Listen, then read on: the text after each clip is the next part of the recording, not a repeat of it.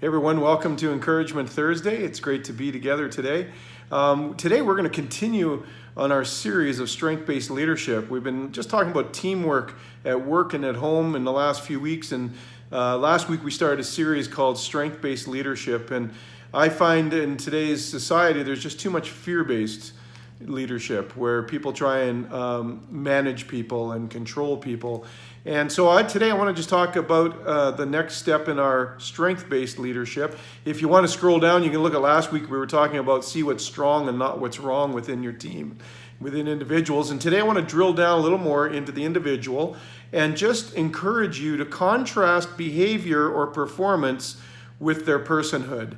Often when we get frustrated with somebody due to performance or attitude, quite often we label their personhood or label their value according to that behavior or lack of performance. And it's just not good to do that. You don't bring the best out in people. And so I want to encourage you today to actually contrast that behavior. Think of an iceberg. Below the surface is far more mass than what you see above the surface. And so there is always a cause and effect. So number one, look at what the cause and effect is.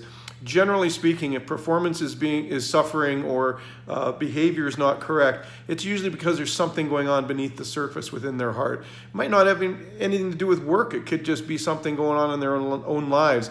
A strength-based leader will take interest in the person and get to know the person and find out what that cause and effect is. And that can really help you strengthen your people. The second thing you want to do after looking at the cause and effect is actually manage the conflict. You might have all heard the term conflict sandwich. Well, my version of the conflict sandwich is this. The first thing you want to do is point out their strengths. Let them know what they're doing well and to look at those strengths and appreciate them. But then you can highlight the problem. Because here is the problem. When they have a problem in performance or behavior or attitude, what is happening is it actually affects their strengths.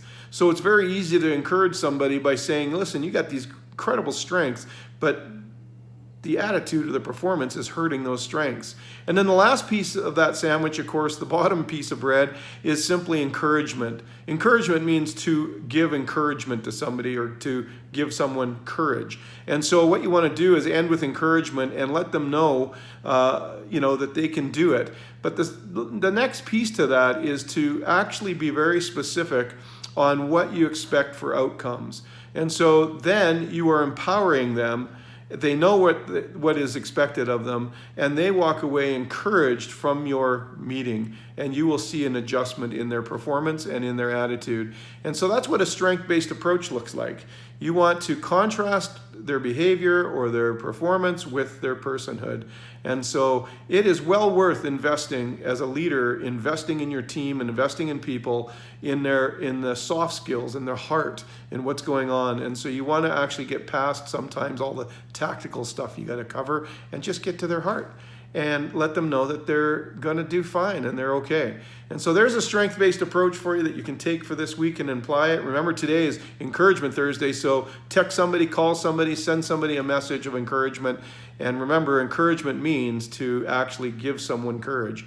Until next week, have an awesome week. Thanks.